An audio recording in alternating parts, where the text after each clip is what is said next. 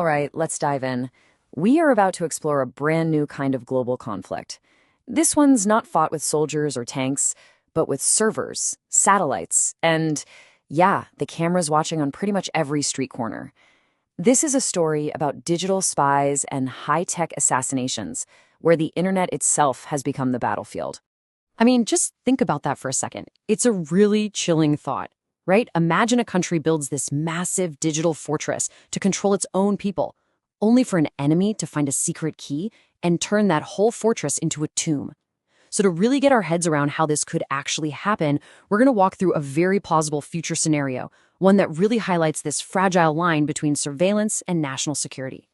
So our story begins in the very near future. We start with an event that sends absolute shockwaves across the globe, and it reveals this terrifying new vulnerability right at the heart of modern authoritarianism. This quote, man, it gets right to the heart of what we're talking about. It speaks to that hidden weakness, that fragility inside these systems of total control. An empire that's built on watching everyone can totally collapse the second someone else starts watching the watchers. Okay, so here's how this whole scenario plays out. It's February 28th, 2026, and a precision strike hits a secure compound in Tehran.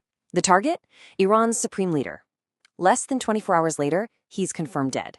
Now, this isn't just an assassination. It's a full-on military operation. And the question on everyone's mind is, how in the world did they know exactly where he was at that exact moment? And here is the absolutely stunning answer. The critical intel didn't come from some spy on the inside. No, it came from the thousands of cameras the Iranian regime had put up to watch its own citizens. So get this. For years, Israeli intelligence had secretly gotten inside Tehran's huge network of surveillance cameras. And the hardware, the vast majority of it, was made by Chinese tech giants, the very same companies that power China's own surveillance state. So Israeli hackers used these cameras to feed a powerful AI, building what they called life pattern profiles on key officials. They weren't just watching, they were learning, predicting. And on that day, the system flagged a high probability match for Khamenei's location, and boom, the strike was launched. The very tools meant to keep the regime secure became the weapon that killed its leader. Now, this whole scenario in Iran, it isn't just some one-off thing. It actually exposes a massive weakness that has been exported to dozens and dozens of countries all around the world. I mean, the scale of this is just staggering. We're talking about more than 80 countries. This is not a niche market. It's a full-blown global phenomenon where China has been exporting its model of digital control piece by piece to governments all over the planet. And you can see the geographic spread is just vast. It stretches from Africa to Latin America, all across Asia, and even in the parts of Europe. And these systems, they're often sold under this friendly-sounding name, safe city projects. But in reality, they become the backbone for cracking down on protests, monitoring people, and locking down authoritarian power. This quote just perfectly captures the terrible, terrible irony for these regimes. In their hunt for absolute control, they import technology that might have backdoors and vulnerabilities that other global powers already know about. They think they're buying a shield, but as Iran learned the hard way, they might actually be handing their enemies a perfectly aimed spear. Okay, so at the exact same time these surveillance networks are spreading, there's another digital war that's just escalating: the battle against internet censorship. So let's pivot to the other side of this fight, the systematic effort to tear down these digital walls. To understand how to get through a wall, you first have to understand the wall itself. The key piece of tech here is called Deep Packet Inspection, or DPI. Think of it like this. Every single thing you do online is sent in a little digital package. Well, DPI is like a digital customs agent that has the power to stop and open every single one of those packages, read what's inside, and if it doesn't like it, it just destroys it. And this comparison just brilliantly illustrates how the fight has evolved. The old tools were kind of like sending a secret letter, pretty obvious for censors to spot and block. But the new generation, they use a technique called CDN forwarding. And the best way to think about that is hiding your secret letter inside one of a million ordinary Amazon boxes. The sheer volume of normal web traffic makes it almost impossible for censors to find the secret stuff without just shutting down their entire economy. So for years, the US strategy was to just fund dozens of these small independent projects. But by 2026, that all changed. The whole approach shifted from, quietly supporting this decentralized resistance to openly deploying a single, powerful state-sponsored weapon. And that weapon was Freedom.gov. Launched by the State Department, it was a government-built one-click tool designed to bypass censorship. It promised to be totally open source with zero user logs to build trust. But here's the kind of funny part.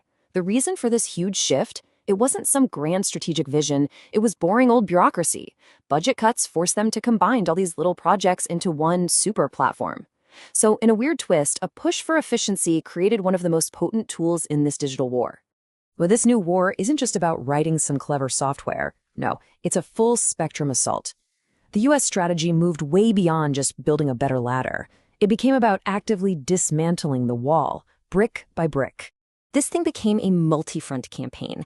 It started with deploying the software Freedom.gov, but it quickly expanded to target the very foundation of these censorship systems, the hardware that powers them, the cloud services that train their AI, and even a wild backup plan in space for when all else fails. A modern censorship engine is just hungry. It needs an insane amount of computing power to run its AI and do that deep packet inspection on a national scale. So, first, the US cut off the supply of high-end AI chips. The workaround? Well, Chinese firms just started renting that computing power from US cloud services like Amazon. So, a new law was passed to close that loophole. It's just this constant escalating game of cat and mouse.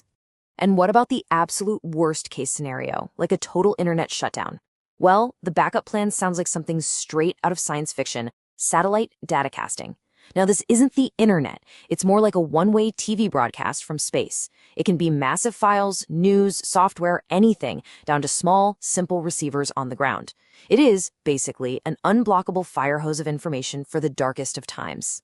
So, when you put these two massive trends together, nations building these vulnerable surveillance empires and other nations building powerful tools to breach them, you arrive at a potential endgame that could change the very nature of the internet as we know it. This is the fundamental conflict right here. On one side, you have nations using advanced tech to build these hardened digital borders, trying to get total control over information. And on the other side, you have other states building official tools designed specifically to smash right through those borders. These two forces are literally pulling the global network in opposite directions. And the logical conclusion of this conflict is a concept that people are calling the splinternet. It's a future where the single global internet we all use just shatters. It becomes a collection of disconnected national or regional networks, each with its own rules, its own tech, and its own walls.